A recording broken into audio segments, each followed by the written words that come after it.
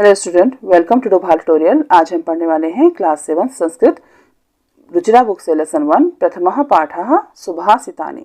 सुभाषितानि means सुंदर वचन, ऐसे वचन जो मृदुभाषी होते हैं, जिन वचनों को सुन करके हमें कुछ शिक्षा प्राप्त होती है, जो शिक्षाप्रद होते हैं, वे कहलाते हैं सुभाषितानि यानी कि सुंदर वचन। ओके स्टूडेंट, यहाँ पर आपको कुछ श्लोक दिए हुए हैं, तो इन श्लोकों को मैं यहाँ पर आपको अर्थ समझाऊंगी और इस लेसन के आखिर में जो भी क्वेश्चन आंसर्स दिए हुए हैं तो उनका भी अर्थ मैं आपको यहाँ पर समझाऊंगी और उनको एक्सप्लेन करूंगी। ओके, तो चलिए स्टार्ट करते हैं इस चैप्टर को।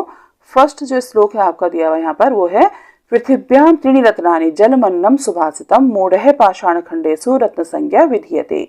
पृथिव्यां मतलब पृथ्वी पर, त्रीणि मतलब तीन, पृथ्वी पर तीन रत्न बताए गए हैं यहाँ पर। और पृथ्वी पर तीन रत्न यहाँ पर क्या बताए गए हैं? जलमन्नम फर्स्ट है रत्न जो बताया गया वो जल, और सेकंड रत्न जो बताया गया वो अन्न, और तीसरा रत्न है सुभाषितम। अब इन तीनों को रत्न क्यों बोला गया है? क्योंकि देखिए जल जो पहला रत्न माना गया है, तो जल ही जीवन है, जल के बिना हम जीवित नहीं रह सकते। दूसरा रत्न जो है वो अन्न है, और अन्न के बिना भी मनुष्य जीवित नहीं रह सकता, भोजन के बिना भी हम जीवित नहीं रह सकते, जो कि ये क्या है हमारी जीवन की, ये जो है मूलभूत जो है आवश्यकताएं होती हैं, जो ना बेसिक नीड्स जिसको हम बोलते हैं।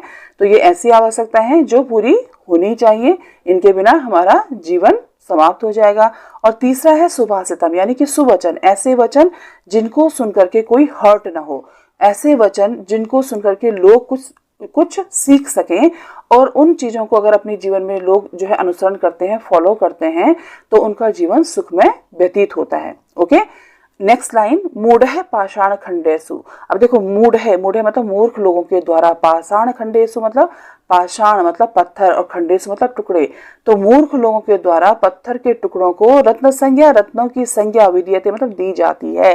मूर्ख लोगों के द्वारा जो है पत्थर के टुकड़ों को रत्नों की संज्ञा दी जाती है। अब यहाँ पर पत्थर के टुकड़े जैसे हीरा, जवाहरात, मोती, माणिक, इनके बिना तो हमारा जीवन हम व्यतीत कर सकते हैं, लेकिन जो पृथ्वी पर तीन रत्न हैं, जल, अन्न और सुभाषित, इनके बिना हमारा जीवन सुखमय नहीं व्यतीत हो सकता। ओके, नेक्स्ट श्लोक, सत्येन धार्यते पृथ्वी सत्येन तपते रविः सत्येन वाति वायुश्च सर्वम सत्ये प्रतिष्ठितम। देखो क्या बोला गया है यहाँ पर, सत्य से पृथ्वी धारण की जाती है, सत्य से ही सूरज तपता है, सत्येन वाति वायुश्च, सत्य से ही वायु प्रवाहित होती है, सर्वम सत्ये प्रतिष्ठितम, और सब कुछ जो है, सारा कुछ, सब कुछ सत्य में ही स्थित है, सब कुछ सत्य में ही निहित है। ओके, सब कुछ सत्य में समाहित है। नेक्स्ट श्लोक, दाने तपसि शौर्यः च विज्ञाने विनयने विस्मयो नहीं कर्तव्यो बहुरत्ना वसुंधरा। अब यहाँ पर क्या बोला गया? वसुंधरा मतलब होता है पृथ्वी। इस पृथ्वी पर बहुत सारे रत्न हैं, अनेक रत्न हैं, तो हमें किसी भी चीज पर कोई आश्चर्य नहीं करना चाहिए। अब यहाँ पर दाने मीन्स देखो क्या है, दान में, तपस्वी तपस्या में, शौर्य है बल में, वीरता में, च विज्ञाने विशेष ज्ञान, विज्ञान में, विनय में, विनम्रता में, नीति में, निपुणता में, हमें किसी भी चीज में विस्मय मीन्स आश्चर्य नहीं करना चाहिए, क्योंकि हमारी ये जो पृथ्वी है, हमारी जो ये धरती है, अनेक वीरों से, अनेक जो है सूरवीरों से, अनेक तपस्वियों से, बहुत सारे दानियों से भरी पड़ी है। ओके, बहुत सारे यहाँ पर उपासक हुए हैं, भगवान की पूजा करने वाले, तो बहुत सारे रत्नों से हमारी पृथ्वी, हमारी जो ये धरती है, ये भरी पड़ी है, तो किसी भी चीज में हमें कभी भी कोई आश्चर्य नहीं करना चाहिए। ओके, नेक्स्ट है शब्दिरेव सहासी शब्दिः कुर्वीत संगतिम शब्दिर्विवादः मैत्रिः च न शब्दिः किंचिदाचरेत्। शब्दिरेव सहासित, अब शब्दिरेव देखो, शब्दिरेव मतलब सज्जनों के, और साहसिक मतलब बैठना चाहिए, सज्जनों के साथ ही हमेशा बैठना चाहिए। शब्दिः कुर्वीत संगतिम, और सज्जनों की ही हमेशा संगति करनी चाहिए, उन्हीं के साथ मित्रता करनी चाहिए, सज्जनों के साथ ही बैठना चाहिए और सज्जनों के साथ ही संगति करनी चाहिए, मित्रता करनी चाहिए। शब्दिर्विवादः मैत्रिः च न शब्दिः किंचिदाचरेत्, और सज्जनों के साथ ही हमेशा वाद विवाद करना चाहिए। सज्जनों के साथ अगर आप वाद विवाद करेंगे और आपको किसी चीज का अल्प ज्ञान है, किसी चीज के बारे में आपको नॉलेज नहीं है, तो वो आपके नॉलेज को बढ़ा देंगे, आपको पूर्ण ज्ञान उस चीज के बारे में दे देंगे। ओके वो आपको अगर कहीं पर कुछ गलती आपसे हो भी जाती है तो आपका उपहास नहीं उड़ाएंगे या आपको कुछ गलत नहीं बोलेंगे, बल्कि आपको उस चीज के बारे में पूर्ण ज्ञान दे देंगे।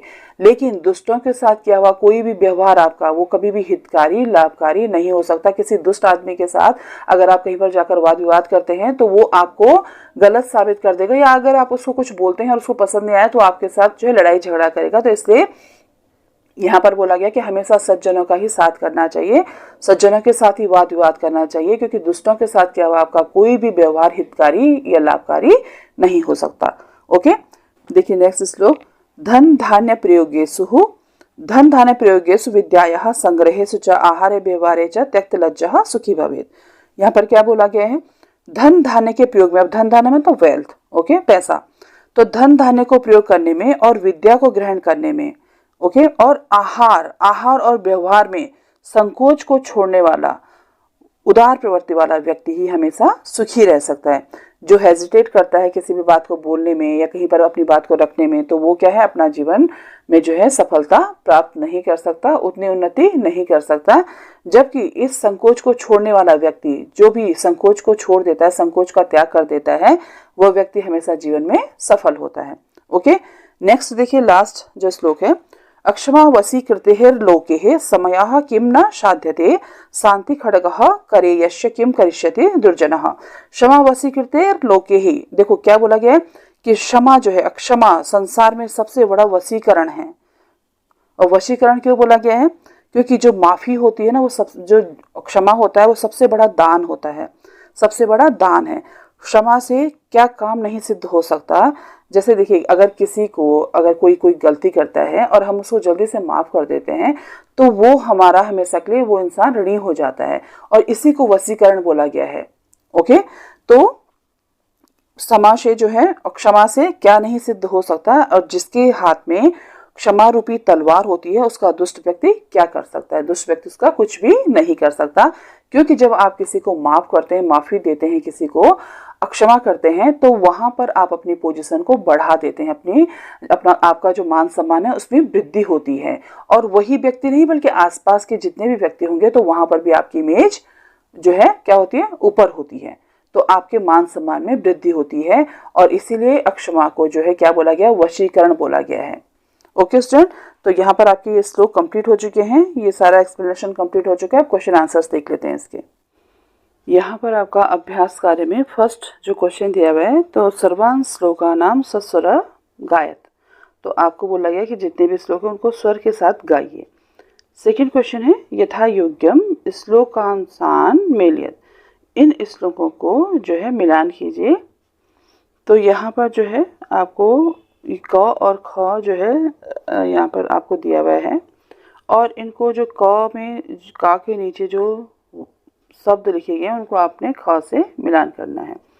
तो सबसे पहले आपको दिया हुआ है धन धान्य प्रयोगेषु, तो यहाँ पर क्या आएगा देखिए, विद्यायाः संग्रहेषु च विस्मयो नहि कर्तव्यम, तो विस्मयो नहि कर्तव्य में क्या आ जाएगा, बहुरत्ना वसुंधरा। सत्येन धार्यते पृथ्वी सत्येन तपते रवि, शब्दिर्विवादः मैत्रीहिं च नाशब्दिः किंचिदाचरेत्, आहारे व्यवहारे च त्यक्त लज्जः सुखी भवेत्। संकोच को छोड़ने वाला हमेशा उन्नति के मार्ग पर चलता है, अपनी उन्नति करता है। ओके, नेक्स्ट क्वेश्चन देखते हैं। नेक्स्ट क्वेश्चन है एक पदेन उत्तरत, मतलब वन वर्ड आंसर जिसको हम बोलते हैं। तो यहाँ पर फर्स्ट जो बोला गया वो है पृथिव्याम कति रत्नानि, तो आंसर होगा त्रीणि। सेकेंड है मूढ़ है कुत्र रत्न संज्ञा विधीयते, तो किससे रत्न की संज्ञा दी जाती है मूर्खों के द्वारा, पाषाण खंडेषु। पृथ्वी केन धार्यते सत्येन, कह सत्संगति कुर्वीत शब्दिः, लोके वशीकृतिः का क्षमा। ओके, नेक्स्ट क्वेश्चन रेखांकित पदानि अधिकृत्य प्रश्न निर्माणम कुरुत, तो यहाँ पर हमें प्रश्न निर्माण करना है और यहाँ पर प्रश्नवाचक शब्द हमने लिखने हैं जो अंडरलाइन वर्ड हैं, जो रेखांकित किए हुए वर्ड हैं। तो यहाँ पर सबसे पहला है सत्येन वाति वायु, देखो सत्य से वायु प्रवाहित होती है। अब हमें अगर इस पर क्वेश्चन बनाना है तो हम क्या बोलेंगे, हम बोलेंगे ना कि किससे वायु प्रवाहित होती है, तो हम क्या लिखेंगे यहाँ पर सत्येन की जगह केन वाति वायु। दूसरा है शब्द ही एव सहासित, देखो शब्द ही एव सहासित, के एव सहासित।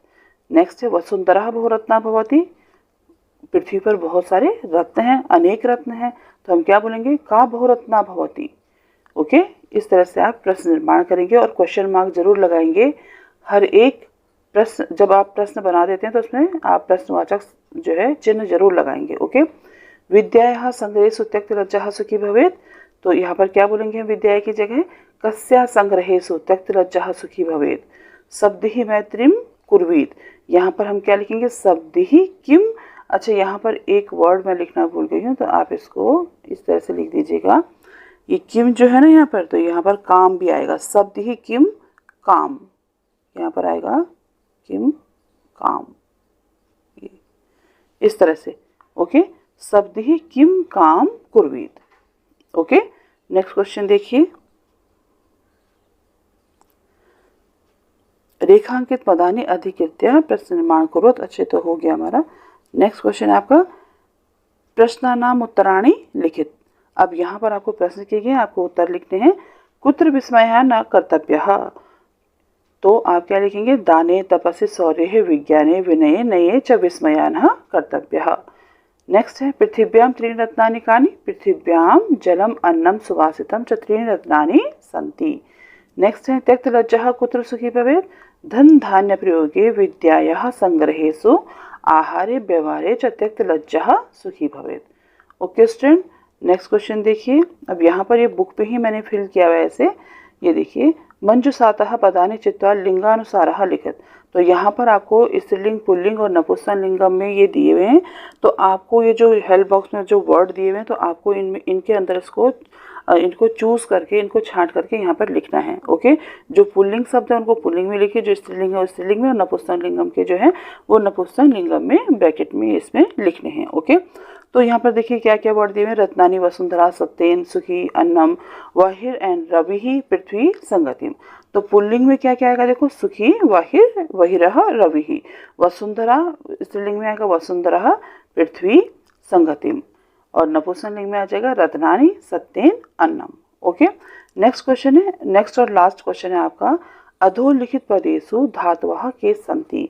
अब यहाँ पर जो पद दिए हुए हैं तो इनका धातु रूप आपको लिखने हैं। तो जैसे फर्स्ट दिया हुआ है करोति, तो करोति का धातु रूप क्या है, क्रः।